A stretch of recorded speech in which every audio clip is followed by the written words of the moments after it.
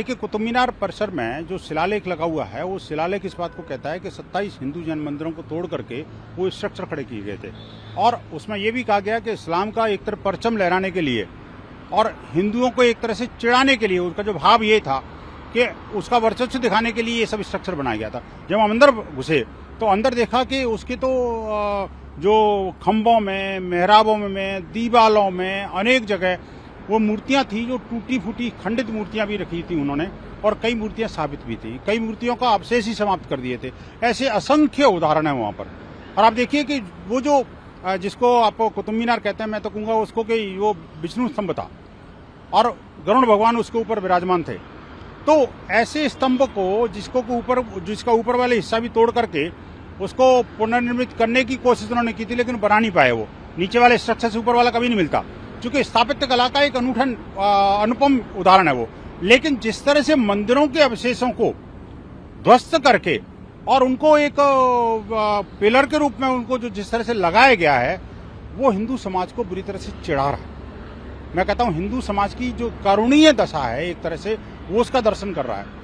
अब भारत की स्वतंत्रता के 70 वर्ष बाद भी हिंदू समाज को इस तरह से जो अगर अपमानित करने का जो षड्यंत्र रचा गया और उसका परमार्जन होना चाहिए।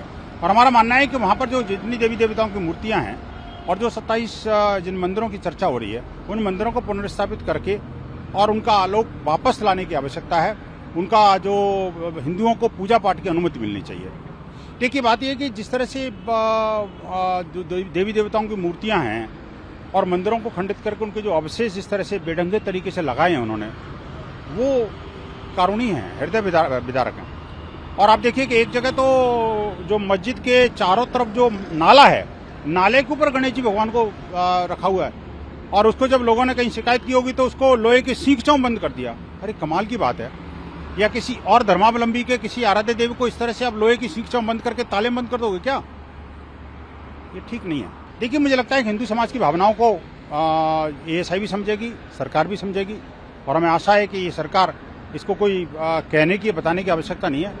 निश्चित रूप से कोई न कोई कार्रवाई होगी और हिंदू समाज के सम्मान की जो वापसी है वो करवाएगी। हमें लगता है कि ये काम जल्दी से जल्दी होना चाहिए।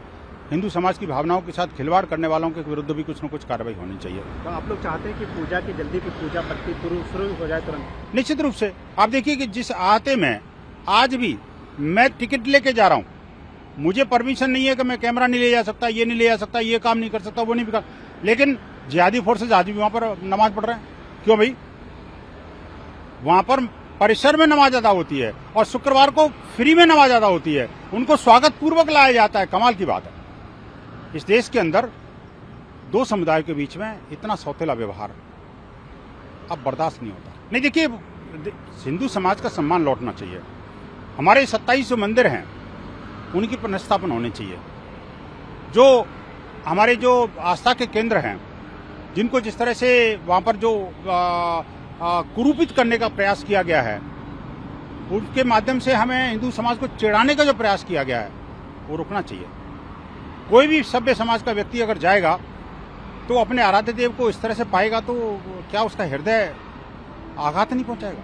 अभी देख रहे हैं इन सारे बिंदुओं पर विचार चल रहा है। संगठन निर्णय लेगा कि कैसे क्या करना आगे, लेकिन हमें आशा है कि इससे पूर्व ही कुछ न कुछ समाधान संबंधित एजेंसी अवश्य निकालेगी।